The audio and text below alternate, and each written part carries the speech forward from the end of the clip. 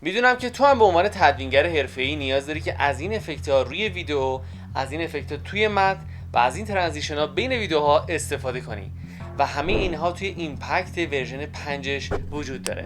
اگر دوست داری که این پلاگین رو به عنوان تدوینگر حرفه‌ای از دست ندی، پیشنهاد می‌کنم این ویدیو رو تا انتها دنبال کنی.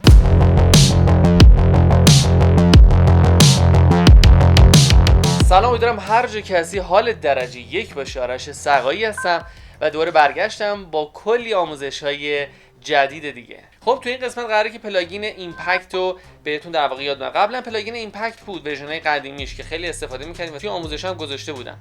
به عنوان تدوینگر حرفه‌ای در واقع این یکی از اون پلاگین هایی هست که حتما باید روی سیستمتون نصب باشه و ازش استفاده کنی، چون هم برای متن، هم برای در واقع بین ویدیوها، هم برای خود ویدیو توی در واقع ورژن جدیدش افکت اضافه کرده و خیلی راحت جای اینکه شما بخواید دونه دونه تنظیمات رو انجام بدین، خودتون به عنوان پریست ذخیره کنید و برای هر کدوم از ویدیوها استفاده کنید که به صورت آماده داره و سرعت کارتون رو چندین برابر بالاتر میبره.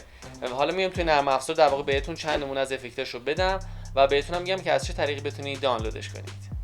خب فقط شما کافیه که اون فایلی که براتون توی کانال تلگرامم میذارم دانلود کنید و نصبش کنید. خیلی راحت هم نصب میشه و اینجا بیاین تو بخش افکت، اگر حالا پنل افکتتون باز نبود بیاین تو بخش ویندوز، پنل افکت رو میزنید و اینجا در واقع براتون باز میشه. بعدش گزینه ایمپکت رو سرچ میکنید.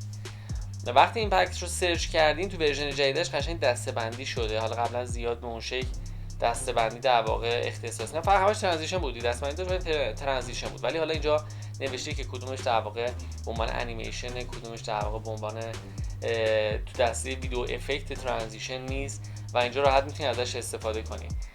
حالا یه نمونه بهتون بگم، نکنیم حتی اینجا این قابلیت هم داره که شما مثلا دور ویدیوتون رو میخواین یه حالت قدیمی بکنید و اینکه انگار یه بخش تاریخی قسمت ویدیو رو در واقع دارین توضیح میدین. این تنظیمات رو به این شکل داره که میبینید براتون اضافه کردم. تنظیمات دیگه استریک میتونید اضافه کنید. حالا من اینجا یه لوگو گذاشتم، میتونید نگاه کنید این قبل افکت، این بعد افکت.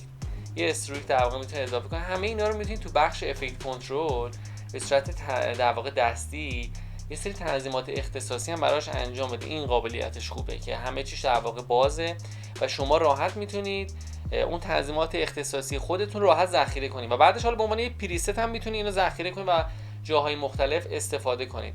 من حتما توی حالا ویدیوهای بعدی که به عنوان تدوینگر حرفه‌ای بچه نکاتی رعایت کنیم بهتون میگم که یکی از آیتمایی که باید رعایت کنید اینه که حتما جایی که استفاده میکنید، برای جایی که کار میکنید یا اتاق خاصی دارین کار میکنید، پریست تنظیم رنگشو، نمیدونم تنظیمات تصویریشو، همه رو در واقع داشته باشین، آماده یه بار ذخیره کنید، اسم پریستشو بنویسید مثلا برای فلان جا و داشته باشین به عنوان تدوینگر حرفه‌ای. حالا توی ویدیوهای بعدی من بهتون آموزش میدم. یه قسمت میخوام در واقع بهتون بگم که مثلا اینجا ما میخوام لرزش توی دوربین داشته باشیم. ببینید یه تصویر یه لرزش فیک اصطلاحاً، من صداشو پاک کنم، یه لرزش فیک اصطلاحاً توی این تصویر میندازه. من یهو پاکش میکنم همینطوری معمولیشو ببینید. مثلا معمولیش که اینطوریه، حرکتی نداره. خب ولی وقتی کامera شیکشو میندازیم یه لرزش ریزی در واقع اینجا داره. حالا به عنوان مثال ما اینجا یه متنی اضافه میکنیم، بعد شما میتونید اینجا کامera شیک رو بندازین روش. بذارید من از روی ویدیو حذفش کنم کامera شیک رو. خب حالا نگاه کنید، وقتی روی متن انداختین این متن انگار داره هی تکون میخوره. میبینید چقدر جالبه؟ یعنی حتی این افکت ها روی متن هم میتونید بندازید و فوق العاده کاربردیه.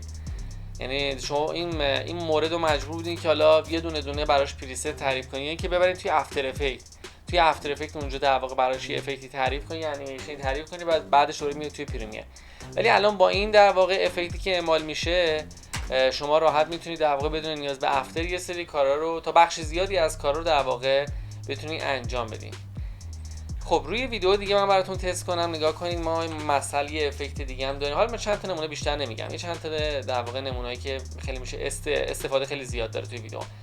یه دونه گرو هستش، وقتی میزنید زوم میکنه روی تصویر. میبینید وقتی دارین یه نکته مهمو میگین و بعدش کم کم زوم میشه روی تصویر، این در واقع خوراک این سبک در واقع ویدیو هستش. این افکت در واقع خوراک این سبک ویدیو هستش. اینجا خورد خورد داره خودش زوم میکنه. بعد دیگه شما راحت تنظیماتتون دستی میتونید راحت در واقع انجام بدین دیگه، در اختیار خودتون هستش. ایزی این و ایزی اوتش و فلانش و همه چی اینجا میتونی تنظیم کنید دستی و اختصاصی سازی کنی اصطلاحا و این عالیه. بعدش هم که شما میتونید حتی سیف ریست هم بزنید به اسم پریست خودتون با اختصاصی شده برای اونجایی که دارین فیلم برداری میکنید و حالا هر محیطی هستش در واقع ذخیره کنید. این عالیه. حالا افکت بعدی که میخوام بهتون توضیح بدم، نگاه کنید این افکت تمام برای ویدیوش بود. افکت ترانزیشنش که همچنان ثابت هستش، که میتونید اول یا بین ویدیوها بندازین. یه ذره حالتش بهتر شده نسبت به قبل، یه ذره در واقع اون موشنش، یه ذره نرمیش اصطلاحا در واقع بیشتر شده، قبلا یه ذره نرمیش کمتر بود. و همچنان این حالا ترانزیشن قدیمی شده که با کیفیت بهتر و اصطلاحا آپدیت شده داره و راحت میتونید برای خیلی از ویدیوهاتون استفاده کنید. این دیگه یکی از بهترین در واقع پریست هایی هستش که هر کسی که تدوینگر و حرفه‌ای داره کار میکنه عملی رو باید داشته باشه و خیلی کارشو جلو میندازه. من خودم به شخص خیلی دارم استفاده میکنم. یه بخش دیگه داره به اسم تکست انیمیشن. حالا بذارید دوباره روی متن من بهتون نشون بدم. تکست انیمیشن مثل اینکه شما میخواین یه الورتر بندازین و بگین که به چه شکلی بیاد توی تصویر. خب نکنید من الان افکت رو بندازم براتون. اینها اولش نکنید به این شکل، بذارید من بیارم پایین که دیده بشه. اولش شما به این شکل میخواین متن رو در واقع بگین که وارد بشه. خیلی قشنگ.